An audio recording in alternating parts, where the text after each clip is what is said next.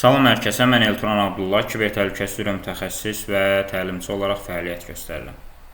Bu videomuzun mövzusu kiber təhlükəsizliyə necə başlayım? Əgər sizin də kiber təhlükəsizlik sahəsinə marağınız varsa, bu maraq bəlkə də filmlərdəki o hacker səhnələrindən gəlir, ya da sadəcə gələcəyin ən çox qazandıran peşələrindən birini seçmək istəyirsiniz. Amma internetdə o qədər fərqli informasiya, o qədər fərqli proqramlaşdırma dili və termin var ki, adamın başı qarışır. Hardan başlayım? Mütləq riyaziyyat bilməliyəm. Kodlaşdırma olmadan bu sahədə birtəhər irəliləmək olarmı? Əgər bu suallar beyninizi qurdalayırsa, tam doğru yerdəsiniz. Bu videoda sizə heç bir boş bəlağət olmadan kiber təhlükəsizliyə sıfırdan başlamağın real addım-addım yol xəritəsini verəcəm. Çayınızı və qəhvənizi götürün, başlayaq. Kiber təhlükəsizlikdə edilən ən böyük səhv fundamental biliklər olmadan birbaşa hacking tools istifadə etməyə çalışmaqdır. Bir sistemin təhlükəsizliyini təmin etmək və ya onu eksploat etmək üçün əvvəlcə o sistemin necə işlədiyini anlamalısınız. Ona görə də bizim 3 əsas təməl sütunumuz var. Birincisi əməliyyat sistemləridir. Windows'un daxili arxitekturasını bilməlisiniz. Active Directory, registry, proseslər. Amma ən önəmlisi bu sahənin ürəyi olan Linux'dur. Kali Linux və ya Ubuntu fərq etməz. Command Line interfeysi ilə işləməyi, fail sistemlərini və hüquqların idarə edilməsini, yəni permissions, bunları ana diliniz kimi bilməlisiniz. İkincisi, kompüter şəbəkələrdir. Şəbəkə bilmədən kiber təhlükəsizliklə irəliləmək kör-körənə addımlamaqdır. OSI model, TCP/IP protokolu, subnetting, DNS, DHCP və portların necə işlədiyini mükəmməl öyrənməlisiniz. Üçüncüsü, basic scriptingdir, yəni proqraming. Tam profesional səviyyədə proqramçı olmaq məcburiyyətində deyilsiniz. Amma rutin işləri avtomatlaşdırmaq üçün Python və ya Linux mühitində bash script bilmək sizə inanılmaz üstünlüyü qazandıracaq. Təməllər yerinə oturduqdan sonra qarşınızda böyük bir seçim dayanır. Siz kiber dünyada hansı rolu oynamaq istəyirsiniz? Sahə əsasən iki böyük komandaya bölünür. Red Team və Blue Team. Red Team nədir? Red Team hücum tərəfi deməkdir. Yəni, bura çoxunun xəyalını quran ethical hacking və penetration testing daxildir. Sizin tapşırığınız şirkətlərin sistemlərində, web tətbiqlərində zəiflikləri tapmaq və bura sızmaqdır. Məqsəd real hackerlardan öncə bu boşluğu tapıb report etməkdir. Blue Team, müdafiə tərəfi. Bura isə kiber təhlükəsizliyin qalasıdır.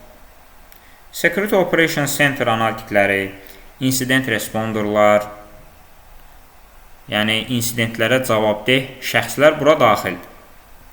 İşiniz 7/24 monitoring etmək, CM alətləri vasitəsilə loqları analiz etmək, gələn cyber attacks, yəni kiber hücumları təsbit edib, onları contion etmək, yəni lokallaşdırıb zərərləşdirməkdir. Yəni, burada yeni başlayanlar həmişə Red Team-ə qaçır, çünki hacking vizual olaraq daha cəlb edicidir. Amma qlobal bazarda və yerli sənayədə Blue Team vakansiyaları və tələbat həmişə daha çox olur. Yəni, seçim edərkən bunu mütləq nəzərə alın. Yaxşı, nəzəriyyəni oxuduq. Bəs bunu harda tətbiq edəcəyik? Gedib real bir şirkətin saytını və ya dövlət infrastrukturunu test etmək tamamilə qanunsuzdur və sonu ciddi hüquqi məsuliyyətdir. Bizə qanuni mühit, yəni ev laboratoriyası lazımdır. Kompüterinizə, misal olaraq VirtualBox və ya VMware yükləyirsiniz. Bu virtual mühitdə bir tərəfdə hücum maşınınız olan Kali Linux'u, digər tərəfdə isə bilərəkdən zəifliklərlə dolu olan Metasploitable və ya Windows maşınlarını qurub sınaqlardan keçirdirsiniz. Bununla yanaşı mütləq istifadə etməli olduğunuz bəzi içində hazır laboratoriyalar olan, CTF-lər olan platformalardır. Misal olaraq Trayekmi. Trayekmi sıfırdan başlayanlar üçün idealdır. Sizi dərslərlə, xüsusi otaqlarla addım-addım yönləndirir. Digəri Hexibox-dır. Biraz daha advanced, real və çətin laboratoriyalar var.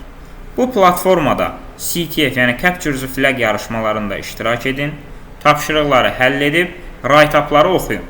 Çünki bu sahədə sizi kitab oxumaq yox, klaviatura arxasında keçirdiyiniz praktiki təcrübə mütəxəssis edəcək. Ən çox verilən suallardan biri, mənim universitet diplomum yoxdursa, işə düzələ bilərəm. Bəli, kibertəhlükəsizlik bacarığa əsaslanan bir sahədir. Amma sizin CV-nizin HR menecerlərinin filtrindən keçməsi üçün bəzi sertifikatlar qapı açır. Əgər tam sıfırsızsa və fundamental biliklərinizi sübut etmək istəyirsinizsə, Computer Security Plus və ya Google Cyber Security Certificate əla başlanğıcdır. Əgər Red Team istiqamətinə yönəlmişsinizsə, LGBT və gələcək üçün qızıl standart sayılan OSP sertifikatını ala bilərsiniz. Əgər Blue Team, yəni COC-ni hədəfləyirsinizsə, BTL1 və ya Cisco Cyber Ops kimi praktiki sertifikatlar sizin vizit kartınız olacaq. Bəli dostlar, xülasə etsək, kibertəhlükəsizlik bir gecədə öyrəniləcək bir şey deyil.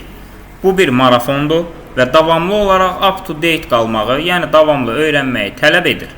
Öncə fundamental şəbəkə və operating system bilikləri, sonra sahə seçimi, ardınca real laboratoriya praktikası və nəhayət sertifikasiya. Bu kanalda mən sizə uzun və maraqlı yolda bələdçilik edəcəm. Növbəti videolarda konkret olaraq virtual laboratoriyanın qurulması, MMAP ilə şəbəkənin skan edilməsi, Wireshark ilə paket analizi və real CTF həllərini praktiki olaraq göstərəcəm. İndi söz sizdədir. Siz özünüzü gələcəkdə hansı komandada görürsünüz? Hücum edən Red Teamdə, yoxsa müdafiə qalası quran Blue Teamdə? Fərz edin ki, bu sizin ilk tapşırığınızdır. Fikirlərinizi aşağıda rəy bölməsində mütləq qeyd edin. Tək-tək oxuyub cavablandıracağam. Videonu bəyənməyi, dostlarınızla paylaşmağı, kanala abunə olmağı unutmayın. Və əgər siz də kibertəhlükəsizlik kursuna qoşulmaq istəyirsinizsə, aşağıda qoyduğum linkdən keçid edib formu doldurun.